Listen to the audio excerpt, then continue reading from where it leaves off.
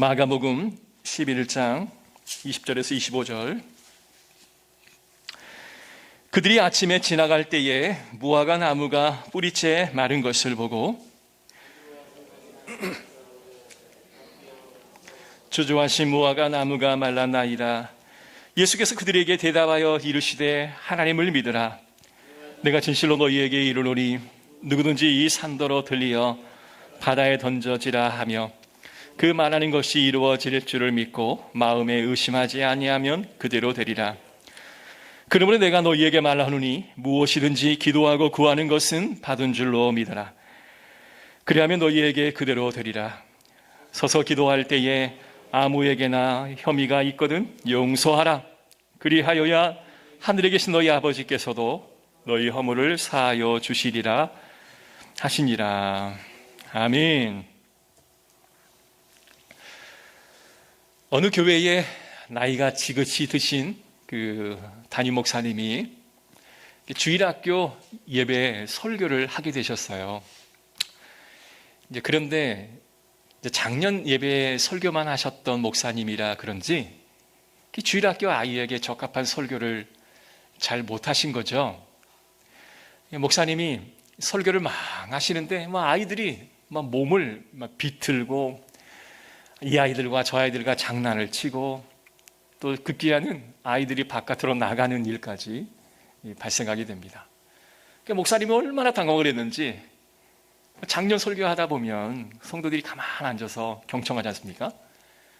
근데 아이들의 눈높이를 맞추기가 굉장히 어려워서인지 등에는 식은땀이 쭉쭉 흐르고 그 어려운 시간을 간신히 보내게 되었습니다. 교육전도사님이 주일학교를 인도하는 그런 예배이기 때문에 원래 전도사는 축도를 못 하잖아요. 그러니까 한 번도 축도를 아이들이 받아본 적이 없어요. 이제 목사님이 두 손을 다 높이 들고 축도를 하는데 어느 한 녀석이 야, 왜 목사님이 손을 들고 기도하지? 옆에 있는 아이가 넌 그것도 모르냐? 목사님 오늘 설교를 꽝 쳐서 하나님께 벌 쓰고 있는 거야. 이렇게 이야기를 했대요. 설교라는 게 참 힘들죠. 모든 성도들이 공감할 수 있는 설교한다는 게 그리 쉽지만은 않지만 오늘도 하나님의 은혜가 있어 함께 하나님의 은혜가 넘치는 그런 예배가 되기를 주의 이름으로 축복합니다. 예수님께서 하셨던 이 세상에서의 일이 굉장히 많습니다. 찬송가의 가사 중에도 아름다운 가사가 있죠. 하늘을 두루마리 삼고 바다를 먹물 삼아도 한없는 하나님의 사랑을 다 기록할 수 없도다. 하나님이 하신 일들은 이토록 많고 하나님이 하시는 일을 우리가 다 알 수 없는 정도의 하나님은 많은 일을 해 주셨습니다. 우리가 하나님이 하셨던 일, 예수님이 하셨던 일을 크게 세 가지로 우리가 구분할 수가 있는데 첫 번째는 십자가 위에 예수님께서 홀려 달리셔서 우리 인간의 모든 죄를 짊어지시고 우리를 구원해 주셨다라고 하는 사실입니다. 두 번째 하셨던 일은 이 땅에서 하나님의 일을 하셨던 것입니다. 세상의 가장 낮은 곳으로, 세상의 더 낮은 곳으로 예수님은 찾아가셔서 세상을 섬기고 비천한 성품에 있는 모든 사람들에게 하나님의 사랑을 주시는 그 사역을 감당하셨습니다. 보통 팔레스타인 그 당시에는 사람이 사람에게 겸손하다라고 말하는 것을 상당히 굴욕적인 단어로 여겨지던 시대였었습니다. 누군가에게 겸손하다라고 하는 것은 칭찬이 아니라 오히려 그를 깎아내리는 그런 비하의 단어일 수 있었습니다. 당시 예수님께서는 그렇게 스스로를 낮추시고 종교적으로 죽은 자들을 또한 죄인이라 일컫는 자들을 또한 사회적으로 또한 윤리와 도덕적으로 낮은 자들을 주님께서는 찾아가 주셔서 그들을 해방시키고 또 그들을 갇힌 자를 다시 억눌린 자를 병든 자를 회복해 주시는 주님의 사역을 우리는 잘 알고 있습니다. 세 번째 주님이 하셨던 사역 중에 또 세 번째는 성전을 심판하시는 사역을 감당하셨습니다. 구약에 있는 성경을 자신의 삶의 표본으로 믿고 있었던 이스라엘 백성들은 하나님께서 서기관과 제사장과 또한 많은 바리새인과 논쟁하시면서 성전에서 심판하신 모습들을 바라보게 됩니다.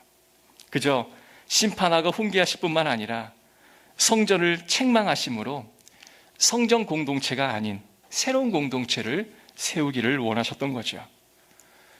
주님께서는 성전 공동체의 중지와 교회 공동체의 새로운 시작을 우리에게 허락해 주셨습니다. 이제는 내가 교회를 세우겠다. 성전에 심판하신 것을 우리에게 허락하시고, 그리고 새로운 성전을 대체할 수 있을 만한 교회를 저와 우리에게 허락해 주셨다라고 하는 것입니다.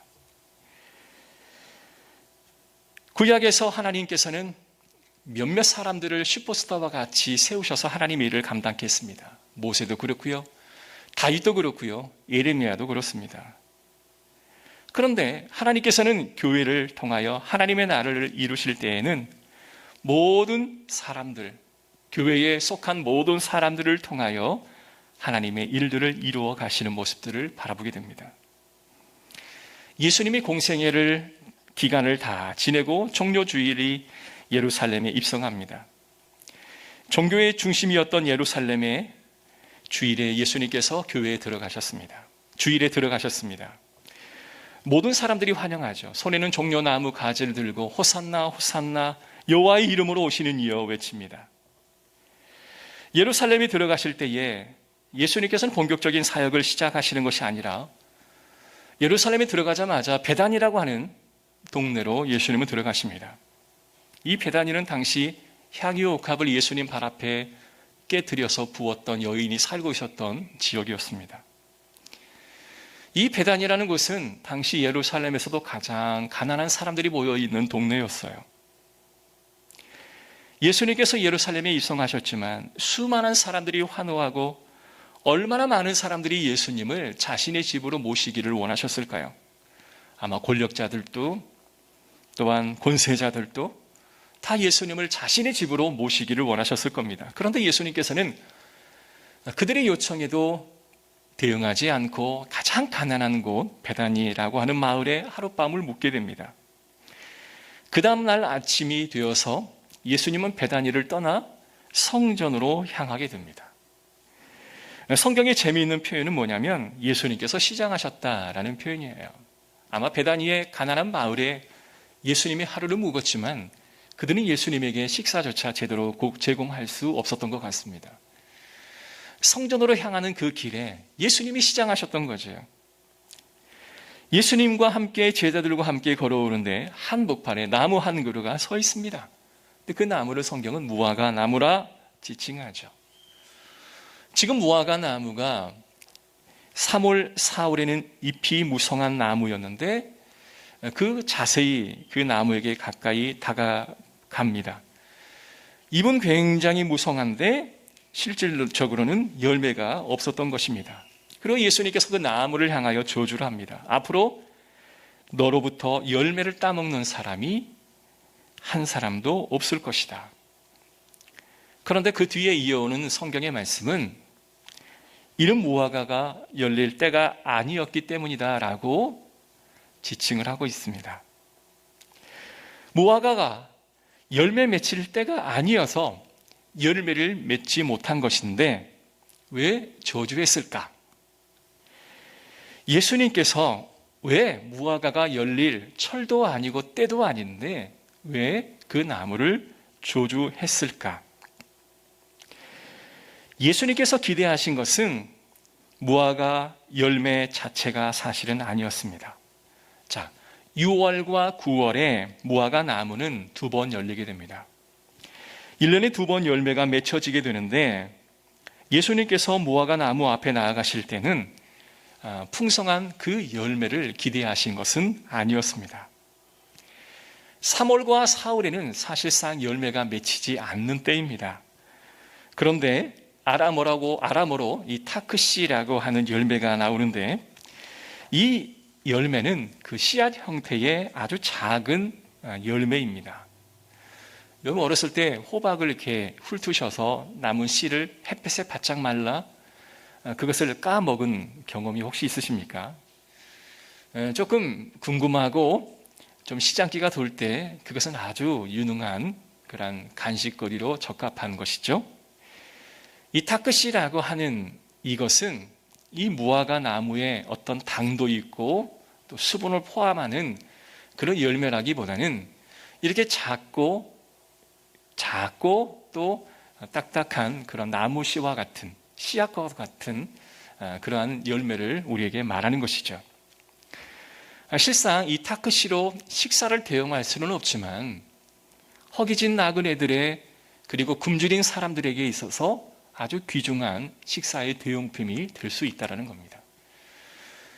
겨울을 지내고 3, 4월은 뭔가 식량이 떨어질 때에 이 무화과 나무에서 열리는 타크시는 많은 사람들에게 있어서 유용한 열매가 되었던 것이죠.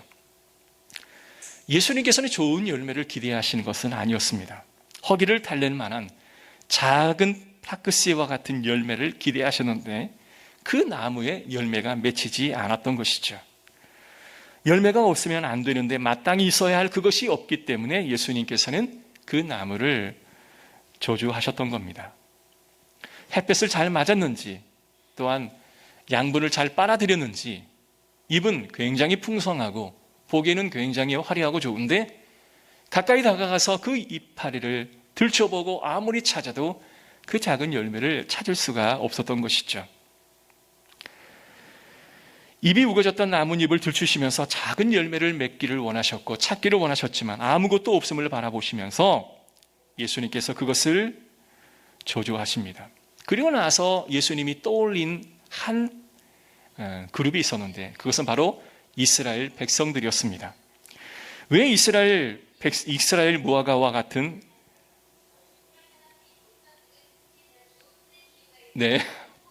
놀래라. 끄십시오. 방송이 들어왔습니다. 아무튼 이스라엘의 삶이 이 무화과와 같은 삶을 살고 있었기 때문에 그렇습니다. 이스라엘 백성들은 원래 열매를 맺는 민족이었습니다. 왜냐하면 이스라엘 민족은 다른 민족이 가지지 못한 많은 것들을 가진 민족이었습니다. 그들은 다른 민족보다 먼저 가졌던 것은 바로 하나님이 주셨던 율법과 말씀이었습니다. 그때 당시 모든 사람들은 자기 소견대로 옳은 대로 행했던 사람들이 많은 그런 상황 속에서 이스라엘 민족은 하나님을 아는 민족이 바로 그들이었고 하나님이 주신 그 말씀과 율법으로 어디로 가야 할 것이며 무엇을 해야 될지를 정확히 알았던 민족이 바로 이스라엘 민족이었습니다. 홍해가 갈라지는 것을 보았고 반석에서 물이 터지는 것을 바라보았고 예언자의 가르침도 있었고 또한 선지자들의 안내도 있었습니다. 이스라엘은 특별히 하나님의 은총을 받은 민족이었기 때문에 실상 그들에게 아주 귀한 열매를 기대하지는 않았지만 그가 마땅히 맺었어야 할 그 작은 열매를 맺지 못한 것에 대한 한스러움을 주님은 이 무화과 나무를 저주하시면서 그들을 떠올리고 있다는 것입니다. 그래서 무화과 나무를 보시면서 이스라엘과 같다 생각하시고 나무를 저주하시는 겁니다. 앞으로는 너에게서 열매를 맺을 자가 아무도 없을 것이다. 사실 무화과 나무를 저주하신 것이 아니라 그 무화과 나무를 투영하며 이스라엘 백성들을 저주하고 있는 예수님의 모습을 우리는 알고 있어야 됩니다. 당시 이스라엘은 창조 사관이 굉장히 강했기 때문에 어떠한 물건과 물체에 인격을 담는 일은 거의 없습니다. 그런데 예수님께서는 그 무화과 나무에 이스라엘 백성들의 인격을 담아 그들을 저주하고 있는 것입니다. 2인칭 대명사를 사용하셔서 무화과 나무를 투영한 이스라엘 백성들을 저주하고 있는 것입니다. 왜? 그들이 열매를 맺어야 했지만 열매를 맺지 못하고 마땅히 있어야 할 그 열매를 찾을 수가 없었기 때문에 이스라엘 백성들을 저주했던 것이죠. 자, 그렇다면 왜 그들은 열매를 맺지 못한 걸까요? 그것을 알려주는 장면이 무화과 나무 저주 사건 이후에 나와 있는 성전의 저주 사건이 우리에게 소개되고 있습니다. 이스라엘이 열매맺지 못한 이유가 세 가지가 있습니다. 그 세 가지는 첫 번째가 성전 안에서 돈을 바꾸는 자들이 있었기 때문에 그렇습니다. 당시 예루살렘 성전은 착취의 현장이기도 했습니다.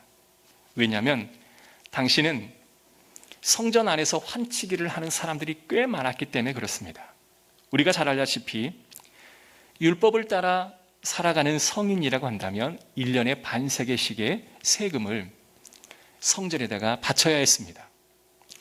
우리나라는 성전세라고 하는 것이 없죠. 그러나 종교를 국교화한 나라에는 반드시 국교화한 그 나라의 종교에 성전세를 바치게 되어 있습니다. 종교세를 바치게 되어 있죠.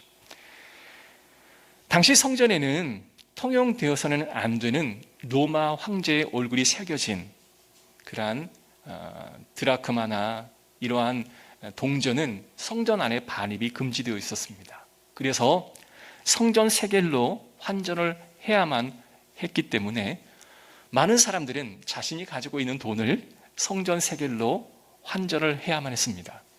뭐 여기까지는 이해가 된다는 거죠. 그러나 당시 많은 제사장들의 측근이었던 안나스의 친족들은 그 안에 성도들이 돈을 환전할 때 거기에다가 돈을 많이 덧붙이는 거죠. 그래서 환전 세익을 참으로 많이 가져가게 되었습니다. 근데 그 환전으로 막대한 부를 쌓게 되고, 그리고 성전을 유지하기 위해, 아름다운 성전을 유지하기 위해 그런 돈이 사용되어진 것은 어느 정도는 이해가 되지만 그것 이외에도 더 많은 것들을 거둬들여 그 백성들의 모습을 착취하는 모습들을 보게 됩니다. 두 번째로 제자들에게 비둘기 파는 자들의 상을 보여주었습니다. 자, 성전에 들어가려면 제물이 필요합니다. 그래서 많은 사람들은 양이나 염소를 하나님 앞에 제물로 바쳐드립니다. 그러나 그 중에 가장 가난하고 어려운 사람들은 비둘기를 준비하여 하나님께 바쳐드리곤 했었습니다. 그런데 그때 당시 환전을 했던 사람과 동일하게 이 성전의 검시관이 비둘기를 구해오면 이 비둘기를 면밀히 관찰한 다음에 이것은 흠이 나 있기 때문에 제물로 드릴 수 없습니다. 이 결격 판정을 내리고 자신이 준비한 그것을 들이밀며 또 거기에서 바꿔치기 하면서 또 이익 차이를 얻게 됩니다. 왜 예수님께서는 비둘기 파는 상인의 모습을 부각시키고 있을까요? 양이나 염소를 파는 자들은 그래도 어느 정도 살만한 사람들이지만 비둘기를 준비한 자는 하나님께 뭔가를 드리고 싶긴 하지만 드릴 게 없어 비둘기를 준비한 성전 안에서 찾는 사람들 중에 가장 가난하고 그리고 소외된 사람일 수 있습니다. 그런데 그들에게서조차 가지고 있는 것을 또한 더 많은 것을 부과함으로 그들의 삶을 착취하는 당시 제사장들의 무리들을 하나님 보시고 그들에게 소망이 없음을 확인하셨던 것입니다. 세 번째는 성전 안의 물건을 가지고 돌아다니는 사람들에게 돌아다니지 못하게 하는 그러한 일이 있었습니다. 당시 물건은 하나님을 예배하는 기구였습니다. 성전 기구를 운반하는 사람들은 곧 레위인들입니다. 그 레위인들은 성전의 기구를 옮겨가며 하나님을 예배하는 그 일을 감당하고 있었죠. 이사야 52장에 보면 레위인들이 물건을 지고 옮길 상황인데 옮기지 못할 때가 있습니다. 그때는 뭐냐면 바로 그들이 성결하지 못할 때 성전의 기물을 만질 수가 없었던 것이죠. 이 말은 곧 레위인들이 정결함이 없었다라는 겁니다. 우리 1:1 양육이나 우리 성경 읽거니 성경 공부하시는 분들은 아시겠지만 당시 하나님께서 이스라엘 백성들에게 가장 소망을 두었던 그룹들은 바로 레위 그룹들이었습니다. 왜냐하면 레위 그룹들은 백성들이 하나님의 말씀을 가르쳐야 되는 그런 위치를 가지고 있었기 때문에 그렇습니다. 그래도 그 레위 족속들이 하나님의 말씀을 제대로 전하지 아니하였기에 그 이스라엘 백성들에게 참으로 많은 어려움이 찾아왔다라고 우리는 지적을 하고 있습니다. 여러분, 대제사장들과 그 레위 족속들은 하나님을 가까이 해야 될 사람들입니다. 이스라엘 성전을 찾는 수없이 많은 사람들을 도와줘야 하고 남편이 없는 여인들과 부모가 없는 고아들과 그리고 먹을 것이 없어 끼니를 때우지 못하는 사람들을 도와줘야 할 사람이 바로 대제사장과 레위 족속들의 사람들이었습니다. 성경에 추수 때가 되면 떨어지는 그 곡식 나달을 줍지 말라라고 규정했던 것은 그만큼 어렵고 힘든 사람들이 있기 때문에 그것들을 너희는 모른다, 부인하지 말라라고 했던 것입니다. 행여나 돈이 없어 자녀를 노예로 팔았던 사람이라든지 자신의 땅을 담보로 돈을 빌렸던 사람들이라고 한다면 희년의 때가 되면 그 모든 것을 다 원위치로 돌려주라고 하는 것은 그만큼 어려운, 가난하고 소외된 사람들을 돌보는 그런 하나님의 구호의 정책이었음을 우리는 살펴볼 수 있습니다. 그런데 그 일을 앞서서 해야 될 그들이 오히려 그 어려운 사람들을 착취하고 그것을 빼앗는 그 일들을 바라보면서 예수님은 더 이상 성전의 기능이 이루어지는 것을 허용하지 않고 그 성전의 중지를 선택하실 수밖에 없었던 것입니다. 사회적인 정의, 이런 관심은 전혀 없었습니다. 가난한 자를 돌보고 그들을 위로하는 것 전혀 관심이 없었습니다. 또한 그들조차도 정결함이 없을 뿐만 아니라 모든 사람들을 대표할 만한 그런 성결함 또한 가지고 있지 못했던 것이죠. 그래서 하나님께서는 이스라엘 성전의 중지를 선언하시고 새로운 시대를 허락하시겠다라고 말씀하셨는데 그것이 바로 오늘날 교회입니다. 교회는 우리가 어떻게 살아야 하는가? 교회는 우리가 어떠한 마음을 가지고 교회를 운영해 가며 하나님의 인도함을 받아야 되는가? 그것을 정확히 알게 하려면 바로 성전을 멈추었던, 중지했던 하나님의 생각을 알게 되면 교회에 대한 것을 우리는 상대적으로 알 수 있을 것입니다. 그래서 교회는 많은 어려운 사람들과 함께 나누는 사역을 감당해야 하는 것입니다. 교회는 수십 년이 걸리고 수백 년이 걸리더라도 하나님께서 우리에게 허락하여 주시는 놀라운 사명 중에 이렇듯 건강한 교회를 위해서 우리는 끊임없이 노력을 해야 하는 것입니다. 여러분들이 수십 년 동안 쌓아 올린 여러분의 나름대로의 소중한 가치들이 있습니다. 그런데 그 가치들이요, 어느 한순간이면 갑자기 무너지는 데는 한 채 30분이 걸리지 않는 것을 보게 됩니다. 나의 것을 조금씩 쌓아오다가 그것이 무너지는 데는 그리 오랜 시간이 걸리지 않는 것을 바라보게 됩니다. 그래서 우리는 순간순간 하나님 앞에 나와야 되고 우리의 빼앗겼던 나의 마음과 생각과 눈이 다시 하나님 앞에 돌아와야 할 것을 주님 앞에 고백하고 그렇게 살아야 되는 것입니다. 우리의 가장 낮아 보이는 것을 우리가 쳐다보기 싫어하는 것은 바로 우리의 연약함입니다. 왜냐하면 그것은 별로 좋아 보이지 않기 때문에 그렇습니다.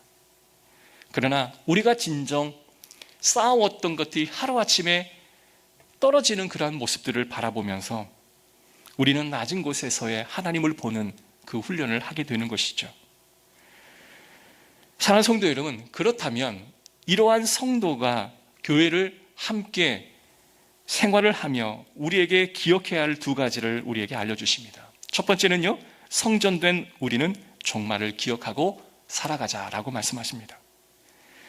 본문을 보시면 예수님께 성전을 나와서 심판받는 무화과를 보시고 제자들에게 알려주십니다. 누구든지 이 산이 들려 저 바다에 빠지라 하면 그대로 되리라. 이 이야기는요, 기도 열심히 하면 저 산이 들려 바다에 빠질 그런 기적이 일어난다라는 것을 알려주기 위해 우리에게 말씀하시는 것은 결코 아닙니다. 이것은 하나님만이 할 수 있는 일이라고 하는 것을 우리에게 알려주시는 거죠. 산이 움직인다라고 하는 것은 바로 하나님만이 하실 수 있는 일입니다. 산이 움직인다는 것은 마지막 때에 이루어질 일들을 우리에게 말씀해 주시는 겁니다. 시편 46편에 보면 내 영혼을 흔들리지 않는다. 저 산이 바다에 빠지더라도 나는 흔들리지 않는다. 이것은 종말의 때가 우리에게 온다 할지라도 하나님의 심판이 있는다 할지라도 나는 흔들리지 않는다라고 하는 말씀을 다시 대변하고 있습니다. 여러분, 성도들이 교회에 사는 방법은 이 산이 들려 저 바다에 들려 빠지더라 믿는 사람이 바로 성도들의 삶, 곧 심판이 올 것을 우리가 믿는 삶, 하나님의 심판대 아래 우리가 놓여질 것을 아는 삶이 곧 교회의 종말을 알고 준비하는 사람이 되어질 것입니다. 이 세상의 마지막 때가 되면 여러분들의 모든 행실을 주님 앞에 다 아뢰고 하나님은 여러분을 심판하실 그때가 온다라고 하는 거죠. 세상은 나를 채우고 나의 욕심을 채우는 일로만 우리가 한평생 살아가야 되는 것이 아니라 가장 소외된 것과 관심이 우리가 가지 않는 그곳에 새로운 관심을 두며 살아가는 것으로 우리의 삶이 다시 재조정되어야 할 때가 바로 지금인 줄로 믿습니다. 두 번째는 하나님께서 우리에게 주시는 비결은 용서하고 살아가라 라고 말씀하십니다. 여러분, 성전의 기능은 무엇이었습니까? 솔로몬이 이야기했던 것처럼 성전의 기능은 바로 용서받는 기능입니다. 예수님께서 이제 내가 너희 안에 있고 너희가 성령 안에 있으면 너희는 거룩한 성전이다. 그러니까 우리가 거룩한 성전이 된 이후에 우리가 해야 할 것은 세상 사람들이 나에게 잘못한 것과 세상 사람들이 나에게 상처 주는 모든 것들을 용서해야 되는 그 의무가 우리에게 있다라고 하는 것을 우리에게 알려주십니다. 마태복음에 보면 너희가 사람의 과실을 용서하면 너희 천부께서도 용서하지만 너희가 용서하지 않으면 너희 하나님께서 너희를 용서하지 않으리라 라고 말씀하십니다. 예수님께서 몸된 교회를 사랑하신 것 같이 저와 여러분의 삶을 용서해 주셨기에 우리는 이 교회 안에서 서로 용납하고 서로 사랑하며 살아가는 줄로 믿습니다.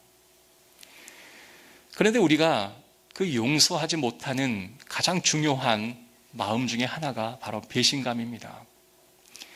배신감이 내 마음에 들어오면 우리가 쉽게 용서가 되지 않는 것을 보게 됩니다. 그런데 이 배신감이라고 하는 단어가 성립되기 위해서는 어떤 친밀함, 신뢰감, 동반자 이러한 것들이 이 배신감이라고 하는 기저에 깔려 있어야 그것이 되어지는 거죠. 이 말은 우리가 멀리 있는 사람에게 있어서 배신감을 느끼지는 않습니다. 가장 가까운 사람, 가장 가까운 나의 가족들, 가장 가까운 우리의 교인들, 가장 가까운 우리 아내와 남편, 자녀들에게 이 배신감이라고 하는 아픔을 경험하게 됩니다. 왜 하나님께서는 교회를 살아가는 모든 성도들에게 이 용서하라고 말씀을 하실까요? 바로 용서는 주님의 마음을 담는 것이기 때문에 그렇습니다. 하나님께서 저와 여러분을 용서할 수 없는 사람이었지만 주님께서는 저와 여러분을 용서하여 주시지 않았습니까? 그러기에 우리 또한 용서해야 나도 살고 교회도 살고 하나님도 사시는 것이죠. 사랑하는 성도 여러분, 배신감이라고 하는 상처는 이루 말할 수 없는 아픔이지만 그것을 오롯이 경험하신 예수 그리스도를 기억하며 여러분 교회 안에서도 용서하는 저와 여러분 되시기를 주의 이름으로 축복합니다. 사람에게 있어서 용서하라고 하는 말은 잘 설득력이 없습니다.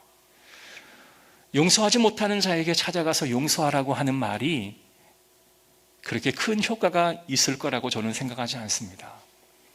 왜냐하면 오히려 용서하지 못하는 자에게 용서하라고 하면 오히려 반발심이 생겨서 더 용서하지 않을 확률이 높습니다. 용서하라라는 말보다는 하나님을 바라보라라는 거죠. 교회 안에서 성전의 중지와 함께 새로운 교회를 허락하시는 하나님의 은혜, 2000년이 지난 지금까지 하나님은 교회를 유지시켜 주셨습니다. 그리고 교회를 통해서 많은 성도들이 함께 살게 하여 주셨습니다. 그렇다면 레위 제사장의 타락을 우리는 경험해서는 안 되고 백성들의 타락을 우리는 경험해서도 안 되고 성결하게 살아가야 하며 가난하고 소외되고 어려운 사람들에게 하나님의 귀한 말씀을 함께 나누는, 그리고 그 사랑을 함께 나누는 그런 교회가 되어야 할 줄로 믿습니다.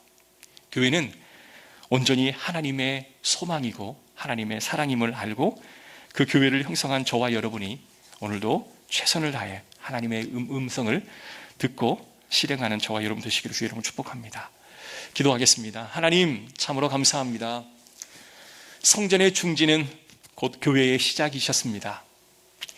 성전의 타락이 교회의 시작을 알렸기에 오늘도 우리는 그 타락했던, 성전을 중지시켜야만 했던 하나님의 음성을 듣고 교회를 건강하게 만들어야 될 책임과 의무가 있는 줄 믿습니다.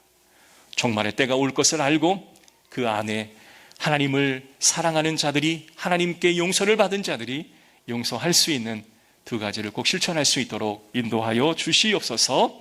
주 예수 그리스도의 이름으로 기도드립니다. 아멘. 우리 찬송가 623장 찬양하겠습니다.